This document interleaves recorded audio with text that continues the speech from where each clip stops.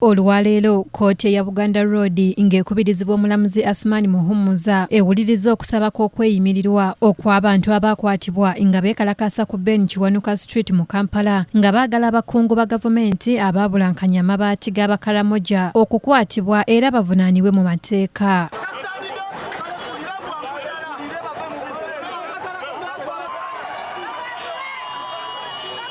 Bano okuli Bukenya Moses ow'emyaka 26, Ndyasiime Nelson ow'emyaka 25, Najjuma Sanyu nga wa myaka 28, Kawooya Sharif wa myaka 32, Batanda Augstine wa myaka 5, Nayebale Gilbert wa myaka 3, Ssegawa Shafia wa myaka 26 ne Ssemakula Teddy ow'emyaka 38 nga bayambibwako munnamateeka waabwe bawadde kkooti ensonga okusobola okuyimbula abantu bano era ne baleeta n'ebimu ku biwandiiko n'abantu abazze babeeyimirira. Oludda oluwaabi nga lukulembeddwamu Alan Mutungi luwakanyizza okusaba kwa bano olw'ensonga nti tebaleese ebbaluwa za LC na ndagamuntu ez'abavunaanwa. Kkooti ewummuddemu era oluvannyuma omulamuzi akomyewo naawe ensala ye mwakkiriza okusaba kw'abakwate wabula n'abateekako obukwakkulizo obw'amaanyi omuli buli omu okusasula ensimbi emitwalo 2 ate ababeeyimiridde buli omu obukadde 2 ezitali za buliwo. Era ono abalagidde okuleeta ebbaluwa ezoogera ku bakwate wamu n'endagamuntu zaabwe nga tebannateebwa era n'abalagira okudda mu kkooti eno ng'ennaku z'omwezi 8 omwezi ogw'omukaaga omwaka guno. Tugendagezaako kye tusobole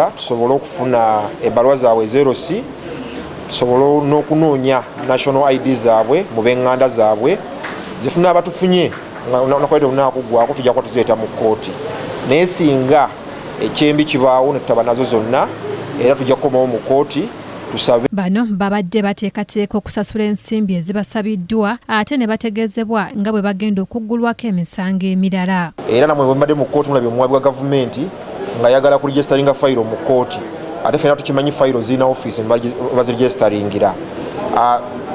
Tulabye ne deployment eri ku kkooti leero yanjawulo ku ya bulijjo. Ku ssaawa 10 abavunaanibwa 8 basimbiddwa mu kkooti y'emu ate mu maaso g'omulamuzi Seina Owomugisha era n'abasomera omusango ogw'okkuma omuliro mu bantu ku lunaku lw'abeekalakaasa. Omusango guno bagwegaanye era wano omuwabi wa gavumenti Lydia Nakato wasinzidde n'ategeeza ng'okunoonyereza mu musango guno bwe kwawedde era n'asaba kkooti okuwa olunaku olw'okutandika okuwulira omusango guno.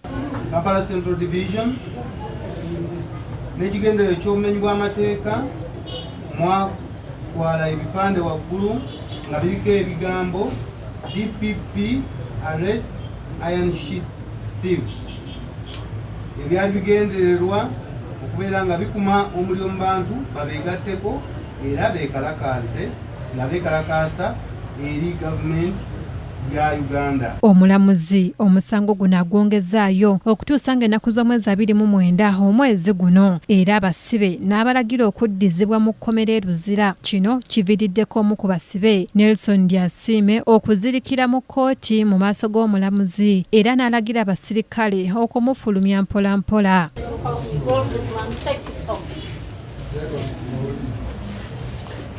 Hold him well, please. Afande.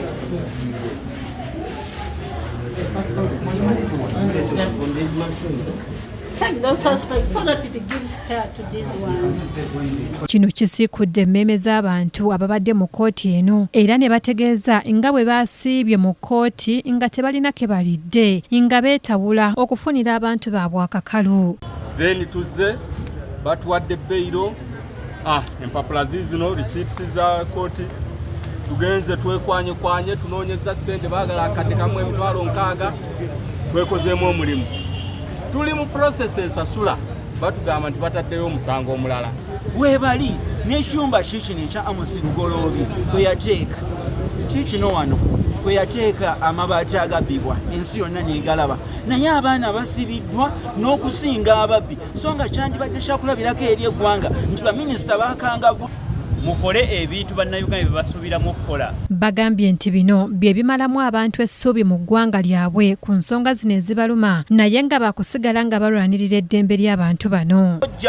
abantu b'Ekkalamojja bali ku makubo basabiriza namwe abalamuzi muba mutambula abaana ne babasaba amabaati gaabwe ne bagabba temusobola kuvaayo kwogera ku bigambo bino naye abaana bwe bavaayo okwogerako mubatadde mukomere omwezi gumu era mukukusa misango kati musango ki gwe baakola wali wansi okugenda okutyagulanye Ssentambu agamba tetugenda kuzikiza ne bwe munaaba amazaayo emyaka 2 ne bamazaayo emyaka 3 amazima gali nti amabaati g'Ekkalamojja gabbibwa gwe munnayuganda ali ekyo tugamba tunuulira abakinnaku nnyo kitwenyamiza nnyo oluvannyuma lwa fayiro eri okugigoba ate ne bagikukusa ne bagiwa omulamuzi omulala saawa eno abantu baffe bagenda kubazza mu kkomera kubanga tugezezaako kati okwapulayinga beyiro omulamuzi akiganye n'asalawo kubazza mu kkomera nnyo nnyo amaanyi ffe abannayuganda kitumalamu nnyo amaanyi essaawa eno twakalaba omusirikale yakamala okwekuba amasasi kireka mwagala tuwanike tutandika okuwalampa ebizimbe ebyo nga tuggwa wansi tuva wansi because mugezezaako tunyigiriza akola twali wano ku Mande tukozesa transport okuva gye tubeera